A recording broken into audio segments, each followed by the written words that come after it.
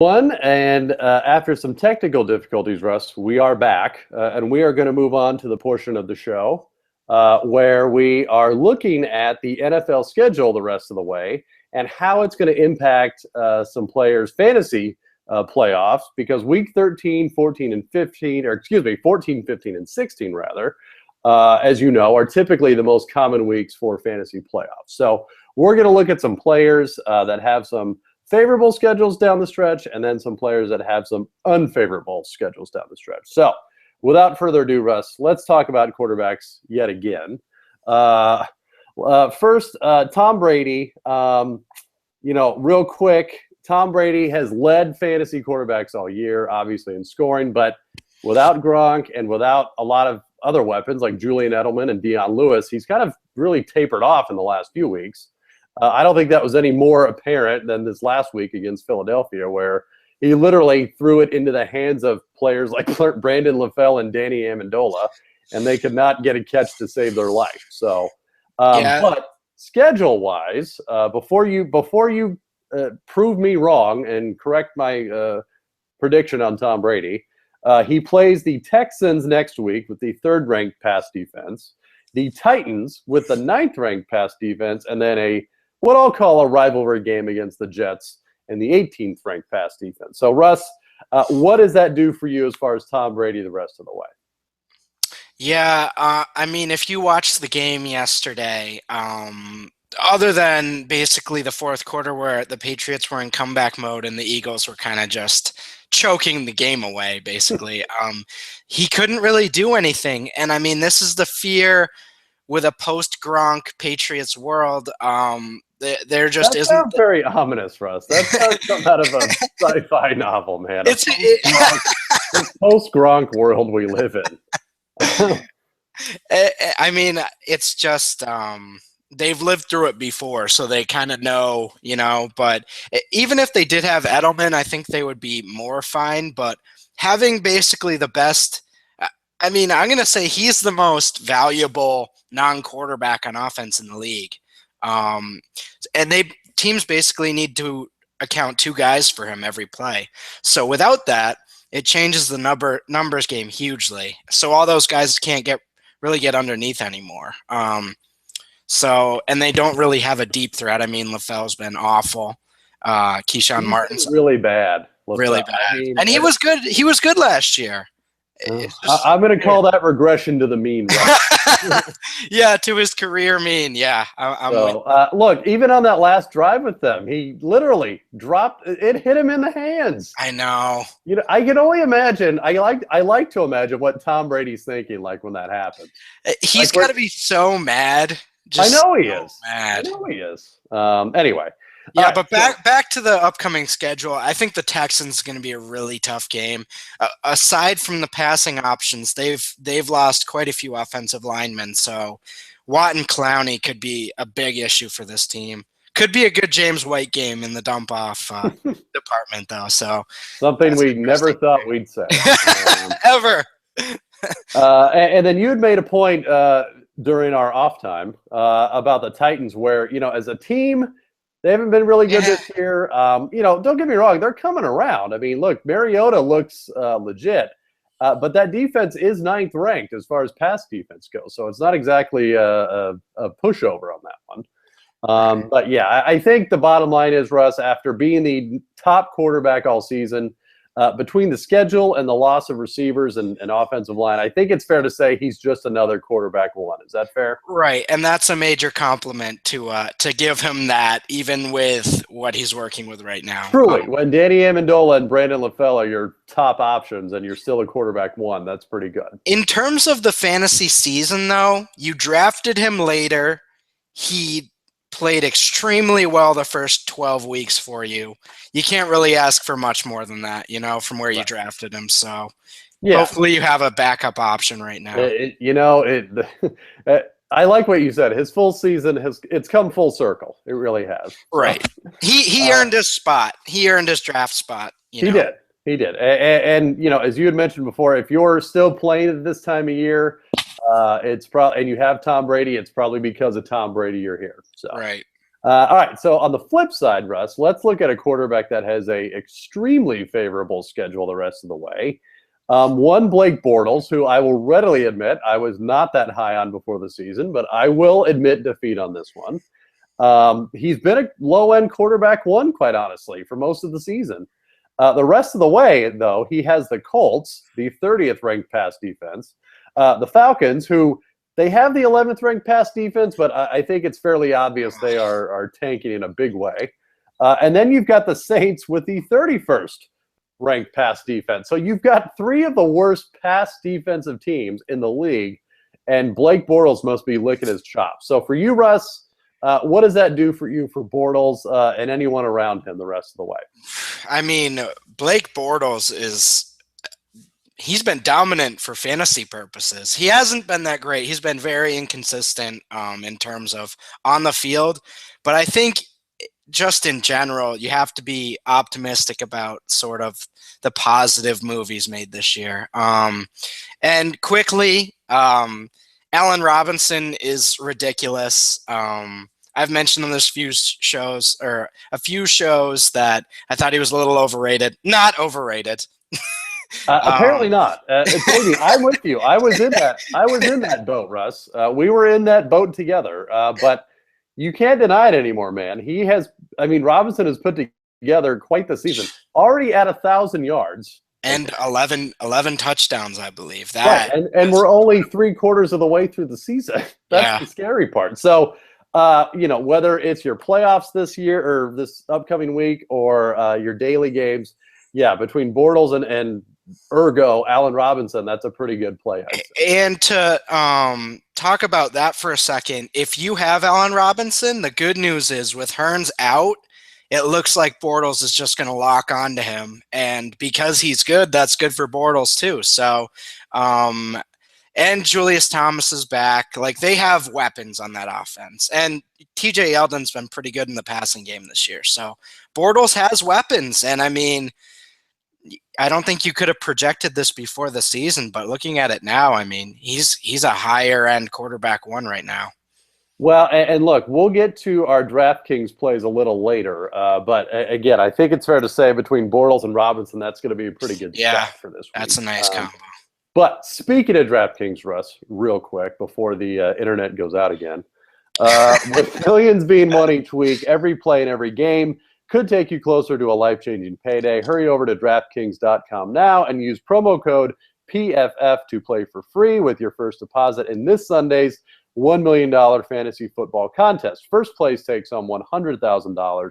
That's PFF for a free entry now at DraftKings.com. And I can tell you, just a sneak preview, I will be playing Blake Bortles and Allen Robinson this week on DraftKings. But we're not there yet, Russ. We're still covering fantasy playoffs. So let's move on to running backs again for you and I.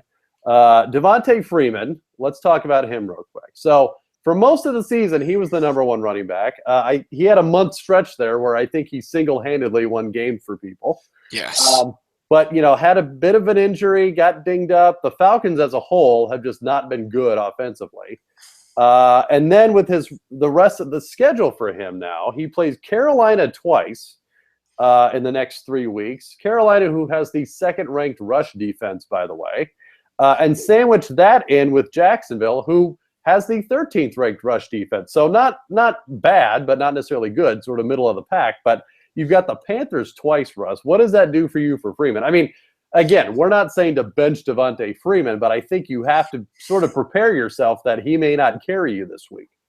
Yeah, I think that's a real possibility that he's not going to – the 4-game stretch where – I believe it was 4 or 5 games where he was – 4 games. He was over 35 fantasy points or DraftKings points in 4 straight games. That I don't think we're ever going to see that again. Like in general or from Devonta Freeman? Because I can pretty much guarantee it won't happen from Devonta Freeman again. I don't think that's ever going to happen again. Okay, hot take, Russ. I'm going to write that down. But in general, he's getting so much usage in the passing game that his floor is raised up so much that he's pretty much a guaranteed 20 points. Yeah, I would agree with that. And look, it's fair to say they are not going with any sort of committee there. Right. Yeah, no. So it's all him all the time. So Right. again, This week 13 was all the confirmation you needed. He was out for those few weeks, and then if you were worried about Coleman sort of taking that role, he went right back to the bench. So yeah, you got 20 points right there with him. yeah, despite the tough schedule, I think, the lesson here, Russ, that we want people to remember is just don't be surprised if he doesn't get a lot of rushing yards this week. He plays Right. a very good defense in Carolina. Right. You have to be prepared for 20, 30 yards. But as you said, he more than makes up for that in the passing game, So and he's been getting shut down even before last week by some inferior defenses. So this could be another ugly game. It could be. So just be aware. Don't say we didn't try to warn all of you. All right, so let's go on the flip side of that, Russ, and let's look at a player that has some juicy matchups the rest of the way. LaShawn McCoy, this week, it not only is it a porous run defense, but he plays his old team at his old team. I'm talking, of course, of Philadelphia with the 27th ranked rush defense. And don't think LaShawn. I'm pretty sure LaShawn McCoy remembers everything about Chip Kelly. So, and look, here's what's even better for LaShawn McCoy fantasy owners. He's got a coach who loves that sort of thing, right? Rex Ryan loves this sort of stuff. Yes. And I have no doubt if there's any game LaShawn McCoy gets 40 carries this year, it's going to be this game. Okay? Oh, my God. The ultimate narrative street that I've seen in a while. This is the epitome.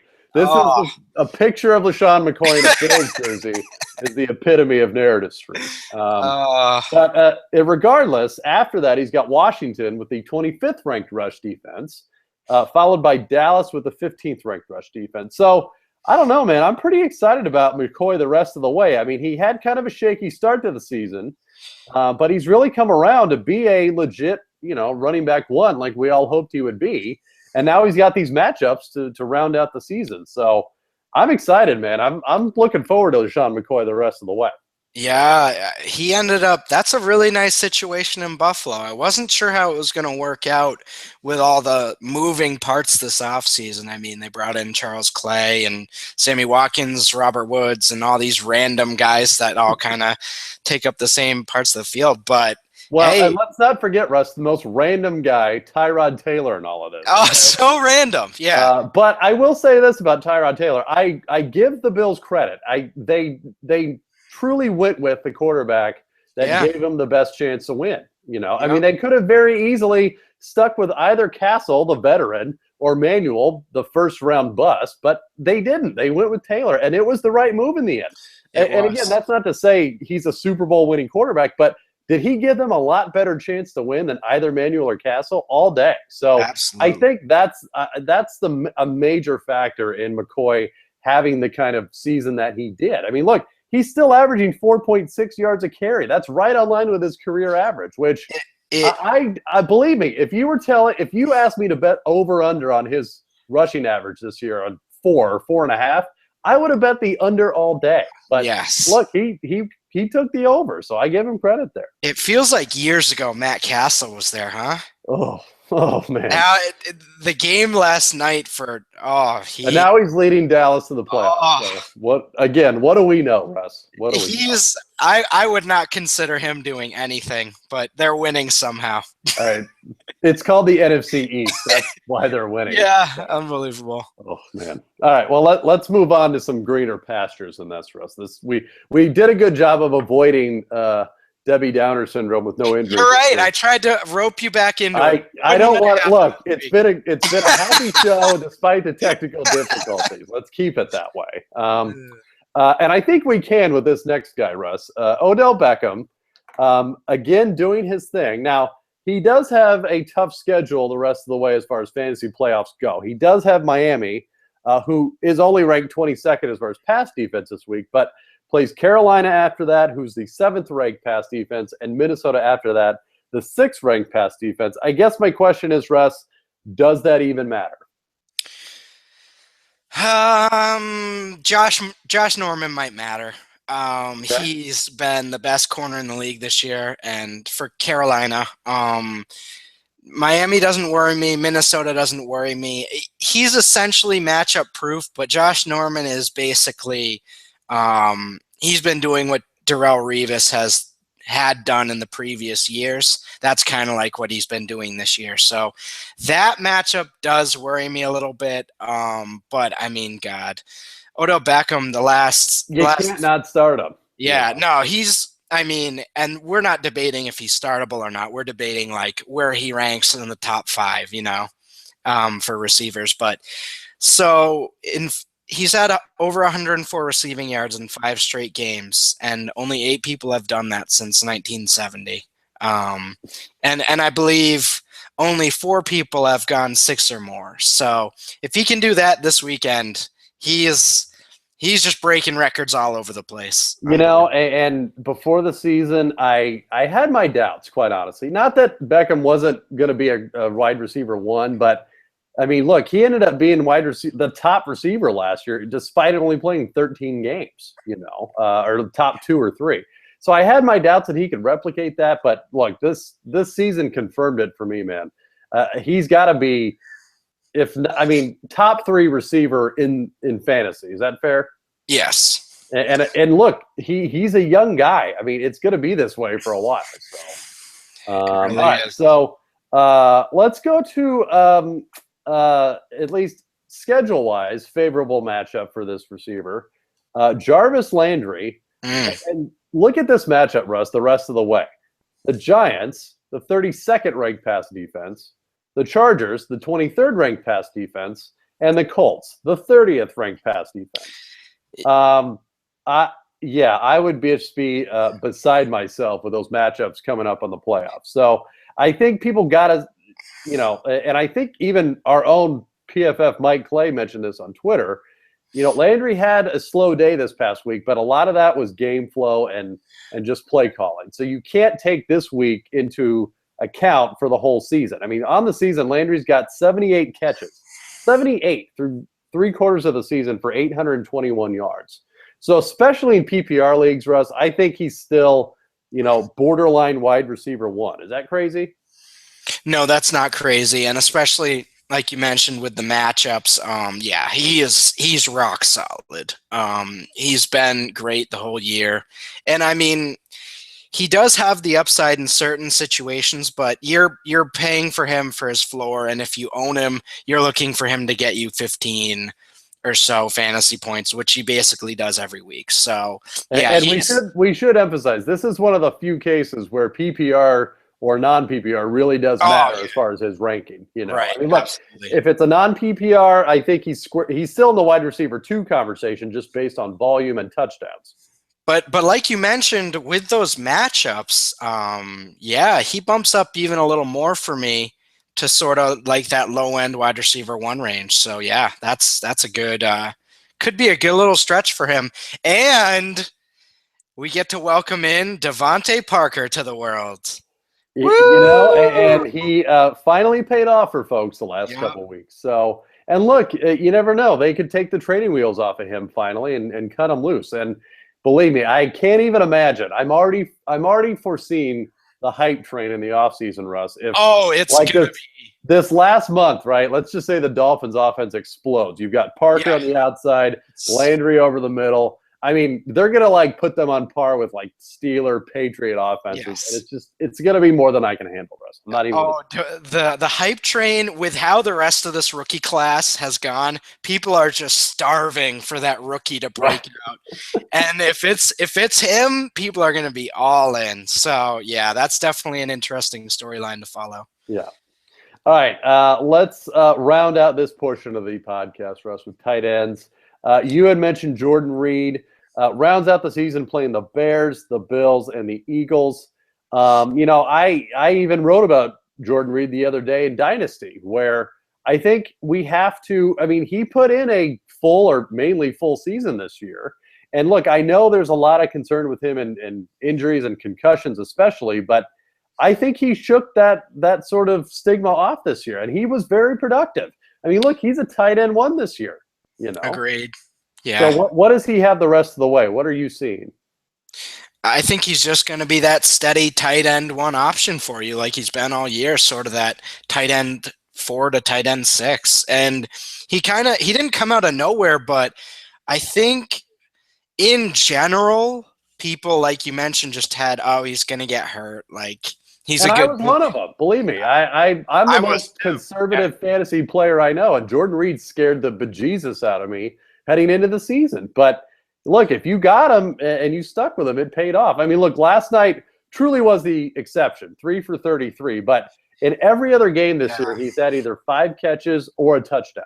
I think that's pretty solid. I think there's something going on with this Dallas defense. They've been shutting teams down lately. I think there's something to that. So yeah, I wouldn't look at last week as sort of a detriment for Reed.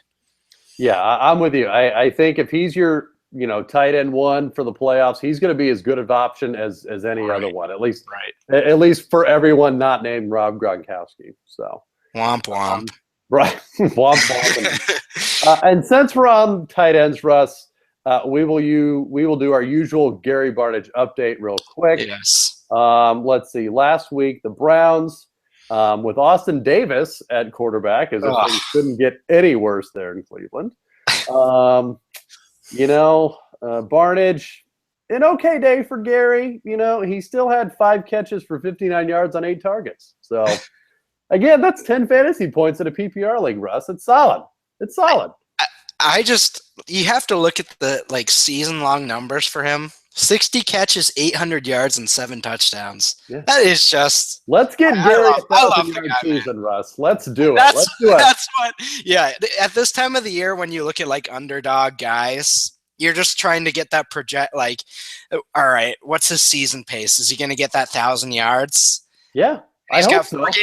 He needs to get 50 yards a game to get it. So one 100-yard game or something. I think he can do it. So you know what, Russ? I will make you a promise. Once this podcast is on the Twitterverse, I'm going to do hashtag Barnidge1000. Okay. Yes. And then we'll get that started, and hopefully Gary will finally take notice of my fawning for him in this fantasy podcast. But nonetheless, and one last note, Russ, while we're looking at schedules. You had mentioned the Saints and their last 3 games, or their next 3 games, I should say. And you had some interesting stats on their home games against away games. Why don't you tell us about that? Yeah, so the Saints play Tampa week 14, Lions week 15, Jaguars week 16. And on the surface, it kind of looks like not bad or not good. It's just kind of Lions have been all right. Buccaneers are bad, but not bad where you can exploit them totally. And then the Jaguars are bad. But the most important part of that is the last 2 weeks are at home for Drew Brees. And in 6 games at home this year, he's averaging 31 fantasy points a game. And on the road, he's averaging 17. So that's a huge deal for him. And especially if you have Brandon Cooks or Ben Watson or any of those random guys. Those last 2 weeks, they're really viable options, and even the secondary options beyond those 2. So I'm looking at that Drew Brees as a guy that could really win a league weirdly for you, even though he's been kind of mediocre all year. Hey, it could turn into one of those Saints-Giants games with 20 touchdowns between them, and who knows. So. All right, Russ. So that's a look at the rest of the fantasy season schedules that will affect all of our playoff matchups soon. But let's get to the exciting conclusion of our podcast, Russ, and some DraftKings value plays for next week. As usual, we will go in order of position. So first up, quarterback. As I mentioned before, Mr. Blake Bortles, 7th on points on DraftKings this season, or actually I should say 8th, because Carson Palmer is playing on Thursday. But only $6,000, man. That's a deal for quarterback, And look, as we talked about, he's playing a bad defense and is coming off a 5-touchdown game. I like my odds on that. Yeah, I'm with you. It's just another perfect matchup. So, yeah, I'd keep using him. He's still cheap, so works for me. Jameis Winston is a quarterback I'm looking at. He's going up against the Saints, who their defense is just a joke still. Truly. Even after the bye, even after a new offensive coordinator, they just need some more talent on that defense. So Winston at home, stack him with Evans. Austin Seferian-Jenkins is finally back. So those are interesting stacking options. And Ryan Fitzpatrick, 5,400, and he's just producing every week, just tossing it to Marshall and Decker. It's kind of working every week this year. So seriously, I would throw out one more, Russ. And again, it's not like I'm a huge fan of this guy season long, but for this week, I would strongly consider it. Mr. Ryan Tannehill, who's playing the Giants, as we mentioned before, a bottom 3 pass defense. Only 5,200 for his cost. So, again, if you've got to save money at quarterback, which, again, a lot of people do, that's their strategy, I think there's a lot of options this week. And he's just, especially for tournaments, he will not be owned this week at all. Right. Not, he's going to be under 5% just because of last week. Right. 8 DraftKings points. I did want to quickly mention they're doing the Millionaire Maker, and it's only $3 this week. So if you ever wanted to do the Millie Maker, but $20 didn't really make sense for how much money you were doing, this is the week. That's fun. I'm going to do 1,000. Yeah, that's what I was looking at. I was like, look, I've got to believe between 1,000 entries, I can figure this out. But, and I will also say, just a programming note on the Millie Maker, they ran out of spots at I'm in Central Time Zone, but 30 minutes before kickoff, they ran out of spots in the Millie Maker last week, which surprised me because I usually wait till about 5 minutes before to enter all my entries. So interesting. Just be cognizant of that, folks, that you get your Millie Maker lineups in soon. Right. That's happened to me a few times this year where it's, bummer. Right. Because I think, this is the lineup that's going to win. And then, no. There's that 5 minutes before you realize it's not. That 5 minutes at the beginning of the day where everything's still possible. Probably my favorite time. Well, and you and I, I think have talked about this before. It's always the lineups for me that I think that lineup won't do anything. That it's nope, what do I know? That's the one that scoring the most points out of everything. So, yep. All right. So moving on to some running back value plays, Russ. Wow, I like Mark Ingram this week, man. Look, he's still the 7 or a top 5 running back option as far as DraftKings points, but only 6,100 as far as cost goes. So I'm all over that. And then again, I mentioned LaShawn McCoy also at 6,100. Who else are you targeting at running back this week? Well, I'm just going to say that I'm going to be heavily invested in McCoy just because it's all right there. I can't even imagine. Lamar Miller is an interesting tournament play just because he's shown that potential a few times to sort of get 30 plus fantasy points. Which, by the way, fun fact, and I believe this was also PFF's Mike Clay that I will have to attribute this to. I believe Lamar Miller had 20 carries this past weekend. It's the second time in 3 years he's had 20 carries. Yeah, so that's nice. I'm in on him as a tournament play. Frank Gore, 4,300. He hasn't nope. There's no glitz and glamour. Hold on. No, I'm just kidding. Frank Gore, he's going up against Jacksonville. I think them seeing Ahmad Bradshaw be successful in the passing game has led them to use Gore a little bit more there. And I should concede that they obviously lost Bradshaw again to a season-ending injury, and Frank Gore did well in the passing game: 3 catches, 49 yards, and a touchdown. So that right there can save the day for you. Nah, he's nothing special, but if you're looking for maybe a random tournament play or something like that, James White again. The dump-offs are going to be there because Watt and Clowney are going to get so much pressure. So that's kind of what I'm looking at for running back quickly. Yeah, and it's just kind of a war of attrition at this point as far as who's healthy and it is gross. It's I think gross is the right word. On the flip side, I would say, some guys you might want to avoid. Again, you and I have differing opinions on Murray this week, but 5,000. Again, it seems like Murray might have one of those, like, like you said, it's very possible he has a 2-carry game and 3 DraftKings points, So I might avoid there. I might also avoid D'Angelo Williams, actually. I mean, he's fairly expensive as far as running backs go at 6,000, but, he's at Cincinnati, and that's going to be a good game. But, yeah, those are ones I might avoid at the running back position. Interesting. Okay. All right, let's move on to receiver, Russ. And look, I'm pretty sure I'm just going to start a lineup this week with Antonio Brown, DeAndre Hopkins, and Odell Beckham, and I'll just go from there. Every week, yeah. Every week I think I start with, I just throw those top 4 receivers in a lineup and see if I can make it work. Yeah, and then normally you can't, but go ahead. No, I was going to say, those guys are expensive, but they're worth it, man. They really are. And a lot of times they aren't very heavily owned because of the price. But look, those are the guys producing, man, that perform more often than not. So I can't blame people for spending money on that. AJ Green, real quick, 7,900. He's dependent on if Eifert plays or not. Because that's sort of his touchdown upside has been so limited this year that with Eifert out, it just raises his ceiling much higher. So, yeah, I mean, like you said, with Eifert out this week, AJ Green had 5 for 128 and a touchdown. Yeah, not bad. So I'm looking at him there, and I mean, we mentioned Allen Robinson before. Those two are playing really bad pass defenses, so I'm looking at those two.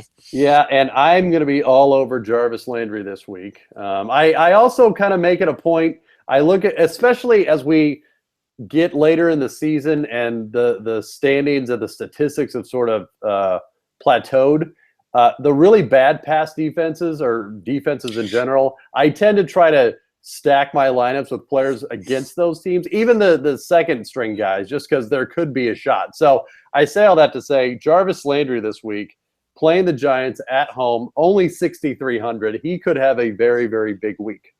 That's a great point because we're getting to later in the season and the sample size is bigger for some of these statistics. So if you have a 12-game sample size on some of these defenses, that's when things really start to get accurate in terms of fantasy stuff. But hey, it only takes everyone 12 weeks to get accurate, right? Right. Yeah. Yeah. We're not advocating you hold off on DraftKings until week 12. But another receiver, and again, same mentality. Jeremy Maclin, who has been scorching hot lately, playing a bad pass defense in San Diego. Only 5,500, man. I mean, between Landry and Maclin, that could afford you another Antonio Brown or Odell Beckham, Jeremy Maclin has really impressed me this year with the numbers he's putting up in that offense. I did not expect this. I did not either. I readily admit that. I thought, Alex Smith only has enough for one person, and that's going to be Travis Kelce, but what do I know? So who else, Russ, that you like this week? I'm looking at T.Y. Hilton, I think, as a nice tournament play just because I think he's going to be low owned, and I don't think Jacksonville's pass defense is very good. So I'm looking at him as like an upside tournament play. Martavis Bryant has basically been automatic since he's come back. I like him. He's only 5,700. And hey, I mean, Sammy Watkins versus that Philly defense, that he could break two long touchdowns, and that wouldn't be surprising to me at all. He could, yeah. And another guy that's really coming on strong lately. So. All right, and finally, Russ, let's round out with some tight ends. I think it's fair to say you might not want Rob Gronkowski at 7,700 this week. I'm just going to throw that out there. But again, and it's sort of been the season-long theme with you and I.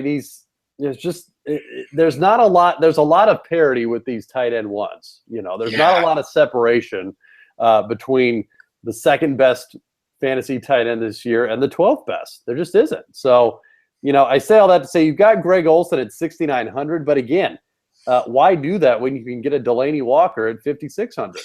Right, and I think in general my strategy this year has been to target these middle tier tight ends. I mean, Kelce has sort of slid into that range as well. Gates, Reed, Barnage, Delaney Walker. I like all those guys, and they're really safe plays. Like they have established roles in their offenses. They're all pretty. I view them all pretty much the same. I think Barnage has the most upside out of that group. Yeah, he does.